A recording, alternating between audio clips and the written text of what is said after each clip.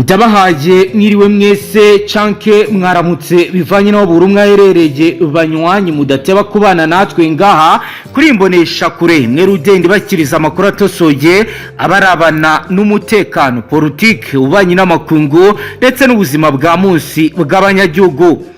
Turi ku mugoroba kuri uyu munsi wa mbere w'indwi kwigenekerezo rya gatatu munyonyo 2025 tujye kurebera hamwe ibiriko biragenda vyibonekeza mu buseruko bwa Afrika by'umwihariko mu gihugu cya Tanzania akomeje kugenda habera ibikorwa bitandukanye. Ni nyuma y'irahira rya Samia Suluhu Hassan, nyuma y'amagambo akomeye yavuze ibintu birakaze, yagize ati ndasaba bene gihugu bagenzi banje guharanira amahoro n'ituze, ndashaka gukoresha uyu mwanya nk'umubyeyi nihanangiriza abanyeganyeje abagerageje urugomo n'imvururu, bumve ko imvururu no kubura amahoro bigerageza imbaraga n'ubwirinzi, ariko ibiganiro bizana ubumwe n'ubwumvikane. Nivyo rero tugiye kugaruka turabe ibiri kugenda bigaragara nyuma y'iri jambo rikomeye ndetse n'irahira rye ryitabiriwe n'abanyacyubahiro batandukanye harimo Daniel Chapo, Haikikende Chirema, Hassani Muhamdi ndetse na Son Excellence Evariste Ndayishimiye w'u Burundi. Turaza kandi kubabwira ko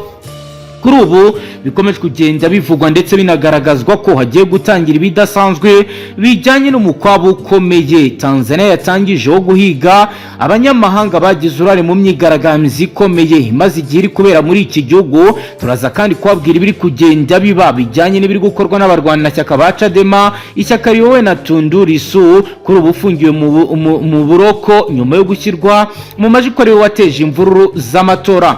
Turaza rero kubabwira ibiri kugenda bigaragara ku bice bitandukanye, aho rero bamwe batanze ibitekerezo bidasanzwe. Umwe yagize ati what happened today in Dodoma is not democracy, it's a coronation of democracy under military protection. Ibyabaye umunsi Dodoma si demokrasi ahubwo n'ukwimika nk'umwami ufite uburinzi bwa gisirikare. Turazoro kureba n'ibindi bikomeye biri kugenda bitangazwa. Bamwe bati CCM imevuruga uchumi, inavuruga demokrasia, sasa inataka tumaimini amani ya bunduki. Aho rero yavuze ati CMS yagiye isenya ubukungu, isenya demokrasi, none irashaka ko twemera amahoro ashingiye ku mbunda. Ni bimwe mu bitekerezo bitandukanye biri gutangwa, abandi bakaba rero bari kugenda bagaragaza ibiri kugenda biba. Bamwe mu banyapolitike rero bakaba bakomeje kugenda bagaragaza ko bigiye kuba bibi cyane. Turaza kandi kubabwira urubyiruko rwa Chadema Youth Wing turebe ibiri kugenda bigaragaza, aho rero batangije haki siyo ufisad, ubutabera si ruswa nk'uko rero babivuga bagaragaza ibiri kugenda biba. Aho rero bamwe kandi bakoresha amagambo akomeye agaragaza ibigiye kuba. Turaza kureba ibiri gutangazwa na Human Rights Watch, Amnesty International. Turaza kandi kubabwira ibiri kubera kuri Dar es Salaam Stock Exchange, turebe ibiri kugenda bigaragara byamaze guhungabanya bikomeye ubukungu bwa Tanzania nyuma y'igihe gito. Ibyatumye byatumye bijyana na Confederation of Tanzania Industries igenda ihura n'ibura ry'abakiriya. Tubabwira rero abayobozi b'amadini nka Akufu Metodius Kariani wavuze ibikomeje kugenda bigaragara, avuga ko hakenewe amavugurura ya politike. Turaza kandi no kubabwira ibiri kugenda bigaragara, aho rero bamwe bagira bati Tanzania deserves better, the people's voice has been stolen again and fear rules the streets. Turaza kubabwira rero ibiri ko biragenda bitangazwa. Ni mu gihe rero benshi batanga ibitekerezo bakomeje kugenda bagaragaza ibiri kuba. Bamwe bati haki siyo ufisadi, amani bila ugaga, ubutabera si ruswa, amahoro atarajya ubwoba. Bimwe mu byo bamwe bari gutangaza bavuga ko kwigaragambya icyo bababwira cyose batagomba kubitinya. Ni muze rero twicarane kuri page ikomeye turabire hamwe biri kugenda biba muri Repubulika muri Leta zunze ubumwe za Tanzania, ariko bakavuyo gakomeye. Reka dutangura inkuru yacu mu buryo bw'iramvuye tubabwira uko byagenze nuko bihagaze. Kuri uwo dukurikiye bwa mbere uhita ushonda sabone ngaha tubashyikiriza amakuru atusoye arabana n'umutekano, politique, ubanye n'amakungu ndetse n'ubuzima bwa munsi bw'abanyagihugu. Ndatangira nkubwira ko mu gitondo cyo kuwa mbere kwigenekerezo rya gatatu Munyonyo 2025 mu gisagara cya Dodoma icyicaro cya politike ya leta zunze ubumwe za Tanzania habaye umuhango ukomeye wirahira rya Perezida Samia Suluhu Hassan wongeye guhabwa manda nshya yo kuyobora iki gihugu nyuma y'amatora yabaye ku igenekerezo rya 29 igitugu 2025. Uyu muhango wabereye mu kigo cya gisirikare kizwi nka ACTU Chamwino Military Ground mu rwego rwo kurinda k'umutekano bitewe n'imvururu n'imyigaragambyo yari imaze iminsi igaragara mu bice bitandukanye Dar es Salaam, Mwanza, Arusha, Mbeya na Dodoma, nayo ubwayo akaba yari imaze igira ikoreramo ibikorwa by'imyigaragambyo.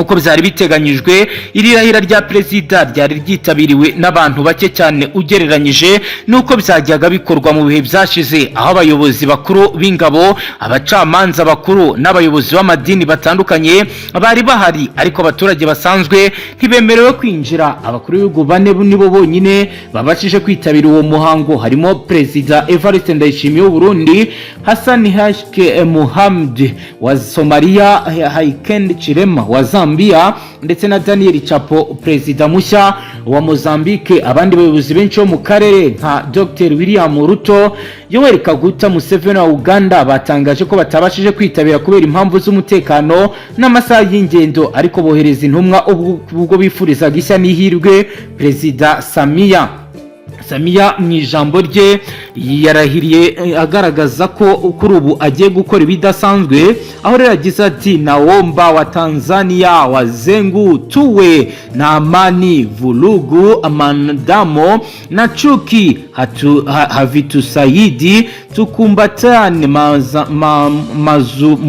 mazungumuzo na mawaleno na mushirikano. Yasobanuye ko igihugu kitagomba gusubira inyuma mu gihe cy'imvururu, anavuga ko nk'umubyeyi w'igihugu yiteguye kwakira ibitekerezo by'abatavuga rumwe nawe ariko mu nzira y'amahoro. Nk'uko rero bigaragara akaba ari ihurizo rikomeye yahaye abarwanya ubutegetsi bwe. Amatora yabaye ku igenekerezo rya 29 gitugutu 2025 yagaragayemo ubushyamirane bukomeye hagati y'abashyigikiye ishyaka CCM n'abamurwanya ari bo muri Chadema, ishyaka riyobowe na Tundu Lissu kuri ubu ufungiye mu buroko nyuma yo gushyirwa mu majwi ko ariwe wateje imvururu nyuma y'amatora. Nyuma ku igenekerezo rya mbere ukwezi kwa Munyonyo, komisiyo y'amatora yatangaje ko Samia Suluhu yatsinze ku majwi angana n'ikigero cya 97.36%, ahigika abandi bakandida 16 bari bahatanye nawe. Ibyo byakuruye urunturuntu rukomeye ku mbuga ngurukana bumenyi, benshi bavuze ko amajwi atari impamo ahubwo ari igisubizo cyateguwe ku rubuga rwa X rwahoze rwitwa Twitter. Abanyapolitike b'Abanyatanzania baba mu mahanga barimo bamwe mu bo bagenda bagaragaza ibitekerezo bidasanzwe, uwitwa Zito Kabwe, uwitwa God Bless Rema, uwitwa Willy Sara banditse ubutumwa bukomeye bwamagana icyo bise ubwumvikane bushingiye ku bwoba, aho rero tugenekereje bikomeje kugenda bigarukwaho bigaragaza ko ibintu bishobora gukomera. Uwitwa Zito Kabwe yagize ati what happened today in Dodoma is not democracy, it's a corrosion of monarchy and military protection. Ati ibyabaye uyu munsi Dodoma si demokrasi ahubwo n'ukwimika ku bwami bufite uburinzi bwa gisirikare. Naho God Bless Rema we yanditse amagambo akomeye ati CCM imevuruga uchami, inavuruga demokrasia, sasa inataka kutuamini amani ya bunduki. Ati CCM yagiye isenya ubukungu, isenya demokrasi, none irashaka ko twemera amahoro ashingiye ku mbunda. Ibi bitekerezo rero bikaba byahise bigaragara mu buryo budasanzwe, ndetse n'ibinyamakuru bitandukanye birandika bivuga bishimangira ko hari abanyapolitike bashobora kuba bagiye kwiyambaza inkiko mpuzamahanga kugira ngo zize zikurikirane ibyabaye mu mijyi itandukanye nka Dar es Salaam, Arusha. Abantu benshi bakaba bakomeje kugenda babireba ibi ku mateleviziyo yabo, mu gihe abandi bagerageje kuba bagaragaza agahinda gakomeye ko batabonye ibingibi kubera internet yahagaze. Uwitwa Mwanayidi Ahamdi yagize ati twari twizeye ko Samia azazana demokrasi ya nyoyo, ariko ibintu byasubiye inyuma. Turabona ubuyobozi ko butumva abaturage.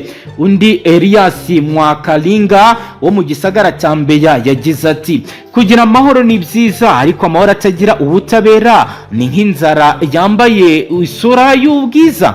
Abasasanguzi ba politiki harimo Professeur Azaveri Rwatama bavuze ko ubutegetsi bwa Samia bugomba kwigomwa imbaraga za gisirikare bukagaragaza inzira y'ibiganiro n'impinduramatwara nk'uko bigenwa n'itegeko nshinga. President Evariste Ndayishimiye w'u Burundi mu ijambo rye yavugiye muri Tanzania yavuze ko Tanzania ikwiye gukomeza kuba igihugu cy'intangarugero mu kubaka amahoro y'akarere. Ati turashimira Perezida Samia kuba yabashije gukomeza igihugu muri ibi bihe bigoye, ariko tugomba kwibuka ko amahoro aramza aboneka iyo buri wese yumva ko ijwi rye ryumvikanye. Perezida Haikende Chirema nawe yashimangiye ko amahoro atagomba gusimbuzwa na demokarasi, mu gihe Hassan Muhamdi wa Somalia yasabye abanyafurika y'Iburasirazuba bakorana mu kubaka n'inzego zitanzwe. Nubwo rero iri rahira ryabaye mu mutuzo muto, muri icyo gihe rero habonetse amakuru y'imyigaragambyo ikomeye mu gisagara cya Dar es Salaam, aho urubyiruko rwa Chadema Youth Wing bita abavica bageragezaga gukora silent protest bambaye imipira yanditseho amagambo haki siyo ufisadi, ubutabera si ruswa. Polisi yakoresheje gaze zijyana mu maso zo mu bwoko bwa hariclomonoje mu kubatatanya, kandi abantu 54 bafashwe nk'uko bizatangajwe na komanda wa polisi wa Muko wa Kondoni, akaba rero yitwa Ramadan Kingu, avuga ku bizabaye. Umuryango w'ubumwe bw'Uburayi European Union n'umunyamabanga mukuru w'umuryango w'abibumbye binyuze mu itangazo ryabo bavuze ko bishimiye amahoro yabaye amahoro yabaye muri uyu muhango w'irahira, ariko bagasaba ko ubutegetsi bwa Tanzania bugomba kwita ku bwisanzure bwa politike n'uburenganzira bw'abigaragambya mu mahoro. Ni mu gihe Human Rights Watch yo yasohoye raporo ishura ivuga ko kuva ku igenekerezo rya 30 Gitugutu kugeza uyu munsi ku igenekerezo rya 3 Munyonyo abantu 427 bafashwe mu gihugu hose bazira gushyira amajwi ndetse no kuba bavuga cyase batera commentaire ku matora.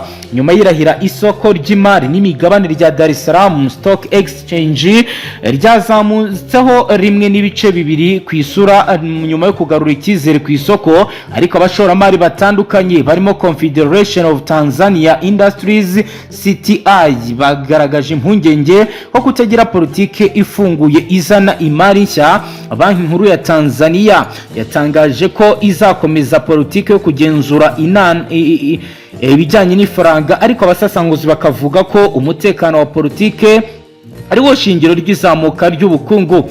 Mu mihanda yo mu nkengero za Dodoma hari abavuga ko ntacyo byahinduye, abandi bakavuga ko Samia niwe ushoboye gukomeza igihugu mu mahoro. Abayobozi b'amadini nka Asokofu Methodius Kirani bavuze ko hakenewe kuvugurura imitima ya politike, mu gihe abanyamakuru bigenga barimo uwitwa Urimwenge yanditse ati Tanzania yinjiye mu bihe byo guhitamo hagati y'ukuri no kwitondera ubutegetsi. Nkuko rero bigaragara opposition nayo ikaba yagize ikivuga. Opposition voice in exile have used platform like X, Facebook and YouTube to endorse the swearing ceremony as militarized interrogation. One comment bikaba rero bigira biti the siren of international community is defining democracy has been buried in Dodoma today. Undi nawe akaba yagize ati Tanzania deserves better, the people's voice have been stolen again and fear rules the streets. Aho yavuze ko Tanzania ari kwibyiza ariko ijwi ry'abaturage ryaburijwemo, akavuga ko kuri ubu rero bagomba kujya mu mihanda bakigaragambya. Irahira rya Perezida Samia Suluhu ryavuzwe mu bwitonzi, imbaraga n'umutekano n'ubuhangange bwa politike, ariko ntibyashoboye gucecekesha burundu amajwi majwi y'amashyaka ndetse n'abatishimira ibiri kugenda biba nubwo ubuyobozi bushya buvuga ko bugamije amani na mandeleo amahoro n'iterambere. Hari impungenge zikomeye ko iyi politike yo gukoresha imbaraga ishobora gusiga icyuho hagati y'abaturage n'ubutegetsi. Tanzania iracyari igihugu gifite amahirwe yo gukemura ibibazo byayo mu nzira y'amahoro, ariko nk'uko umwe mu basasanguza bivuga aravuga ko demokarasi ntivugirwa mu ndangururamajwi ahubwo mu bikorwa no kwemera ko utavuga rumwe nawe afite agaciro mu gihugu. Ibyo rero benshi bagaragaza mu gihe Dodoma hakomezaga ibirori by'irahira mu miji ya Dar es Salaam, Mwanza, benshi bakomeje kuvuga mu majwi arenga ati haki siyo ufisadi, amani bila uwago. Bakaba rero bavuga bati ubutabera si ruswa, amahoro ataray'ubwoba niyo dushaka. Nibyo rero benshi bakomeje kugenda bagaragaza mu gihe kandi hatangiye operation Karunjura, aho rero Madame Samia Suluhu yavuze amagambo akomeye.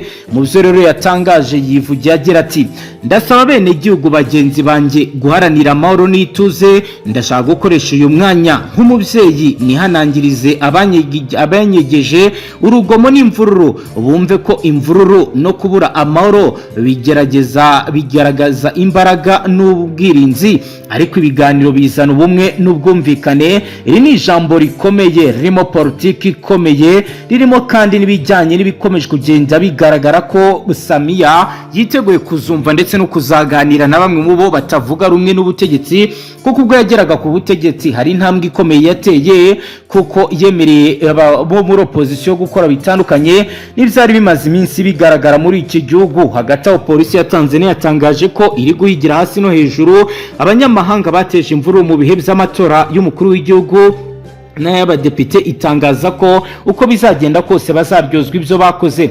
Hari ku igenekerezo rya 29 Gitugutu 2025 nibwo abanyatanzania babyukiye mu matora y'umukuru w'igihugu. Amatora kiba havutse imyigaragambyo ikomeye yagaragayemo kwangirika kw'ibikorwa remezo bitandukanye, bituma mu mujyi wa Dar es Salaam hashyirwaho guma mu rugo. Abaturage bagaragazaga ko amatora atabaye mu mucyo, bashinja Samia Suluhu Hassan w'ishyaka Chama cha Mapinduzi gufunga benshi mu bo batavuga rumwe n'ubutegetsi, barimo Tundu Lissu w'ishyaka Chadema, nawe wabonwaga nk'uwatanga icyizere cy'uko ashobora guhatsinda aya matora.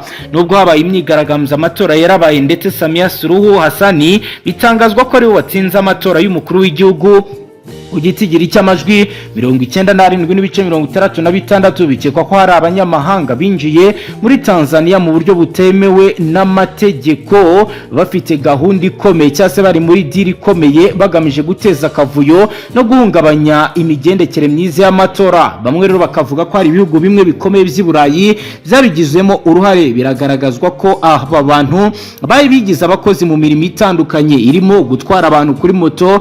Itangazo rya polisi rikomeza rigira riti amakuru aravuga ko aba bantu bari mu ntara za Arusha, Dar es Salaam, Mbeya, Mwanza, Shongwe n'izindi. Rero mwe mwunyumva muri mu gihugu cya Tanzania muri abanyamahanga, mumenye ko ibintu byahindutse. Nimushaka munyure mu nzira mwanyuzemo muhujye kuko akanyu kashobotse. Ni ibice rero bikomeje kugenda bigaragaza ko Samia avuga ko byagaragaje nk'ibyakoremo ubugizi bwa nabi nyuma yo kwemezwa ko uyu Samia yatsinze amatora. Polisi igatangaza ko iza kubahiga mpaka kugeza ibagejeje mu nkiko. Ati umuntu wese ufite ukodesha cyangwa ubana n'umunyamahanga akaba afite akazi katazwi cyangwa afite imyitwarire itavugwaho rumwe agomba kubimenyekanisha ku nzego za polisi ndetse n'inzego z'ibanze. Polisi iravuga ko uzateshuka kuri ibyo azahura n'ingaruka zikomeye cyane,